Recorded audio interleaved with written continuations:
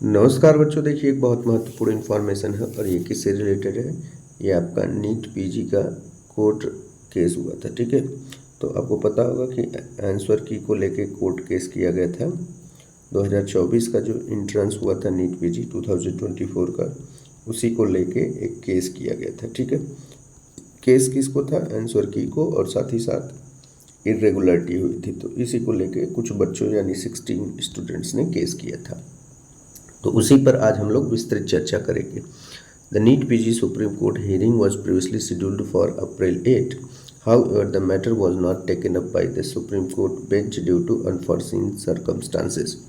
तो कह रहा है कि जो नीट पीजी का सुप्रीम कोर्ट हियरिंग करने वाला था वो आपका अप्रैल 8 को हियरिंग करने वाला था, लेकिन क्या हुआ, हियरिंग नहीं हुई।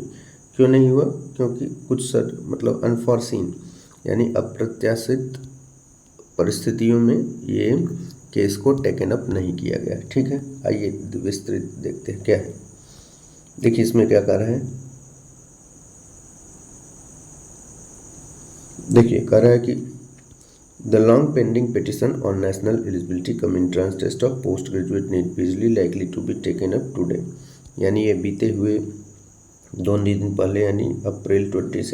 ठीक है, अप्रैल 22 को हियरिंग होने वाली थी। The Supreme Court hearing on NEET PG 2000 transparency case which was earlier scheduled to be heard on April 8. तो इसकी सुनवाई पहले अप्रैल 8 को होने वाली थी, लेकिन वो 22 अप्रैल को हुई थी। Was not taken up by the court due to unforeseen event. तो कोर्ट द्वारा 8 अप्रैल को नहीं किया गया, जबकि होने वाली थी। तो यानी अप्रत्याशित घटना के कारण 8 अप्रैल को वो हियरिंग नहीं की गई। Originally the plea was scheduled for September last year. तो ये जो प्ली है यानी याचिका दायर की गई थी आपका पिछले साल सितंबर में वो किया गया था, प्ली किया गया था, but has been postpone over 8 times by now for various reason. तो उसको 8 बार पोस्टपोन किया गया विभिन्न कारणों के कारण, including non presence of government officials, the absence of NBA officials on the hearing date and other reason. तो कभी कभी सरकारी कर्मचारी नहीं आए, तो फिर कभी कभी एनबीए के कर्मचारी नहीं आए। इन्हीं सब कारणों के कारण इसकी हियरिंग नहीं हुई। ठीक है, 8 बार इसको चेंज किया गया। देखिए फिर यहाँ क्या कहता है। NEET PG Supreme Court hearing student demand answer की।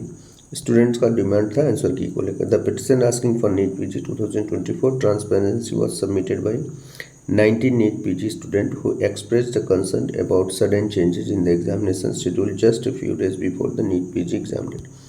तो कह रहे कि जो केस किया गया था वो नीट पीजी के आंसर की को लेकर किया गया था, साथ ही साथ ट्रांसपेरेंसी। वो 19 स्टूडेंट थे, उन्होंने कंसर्न किया गया था भाई एग्ज़ाम के कुछ दिन पहले सडन चेंजेस किया गया था, विच वर नॉट एक्सेप्टेबल। ये हम लोगों से एक्सेप्टेबल यानी एक्सेप्ट करने योग्य नहीं था। The petitioner also expressed concern regarding the transparency of the result procedure. उन्होंने उस पर भी चिंता जाहिर कर दी ट्रांसपेरेंसी को लेकर, जो रिजल्ट का प्रोसीजर है कि वो ट्रांसपेरेंसी से दिया नहीं जा रहा है।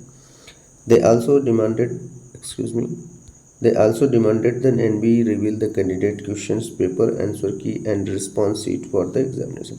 उन्होंने डिमांड किया कि भाई जो क्वेश्चन पेपर है कैंडिडेट्स का, साथ ही साथ आंसर की रिस्पॉन्स शीट, ये सब दिखाइए। ठीक है, इन्हीं को लेके ये सब डिमांड था किसका, ये जो पिटिशन यानी पिटिशनर है। ठीक है, आगे देखिए फिर क्या करें।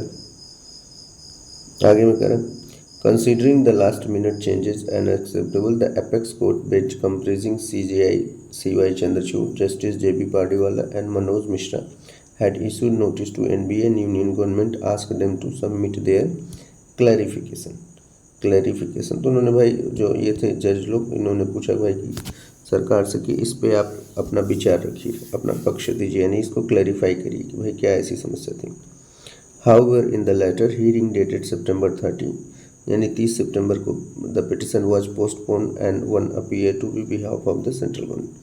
तो नो वन अपीयर मतलब कोई भी उसमें केंद्रीय कर्मचारियों की तरफ से कोई भी अपीयर नहीं हुआ, तो इसको लेके वो डिले ऐसे करते गए।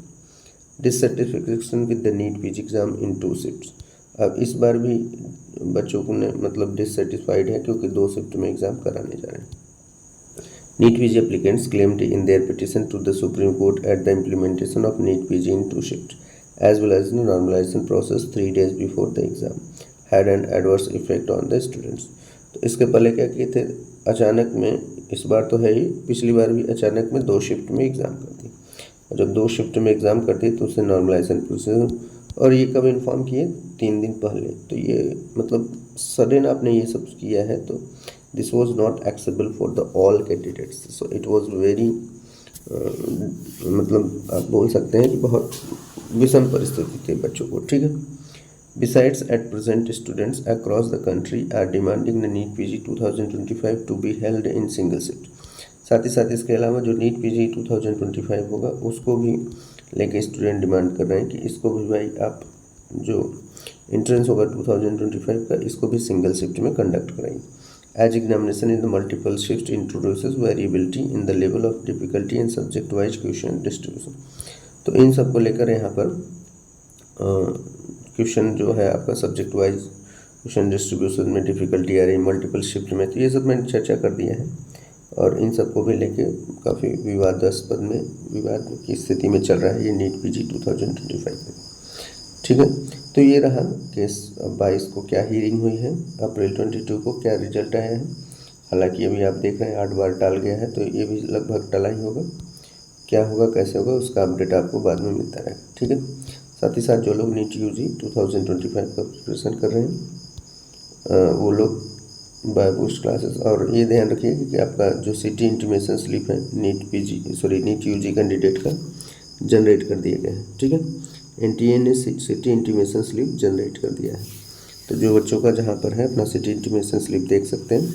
साथ ही साथ अब वो अपना प्रिपरेशन जारी रखें। क्लास को फिनिश करते हैं। Thank you.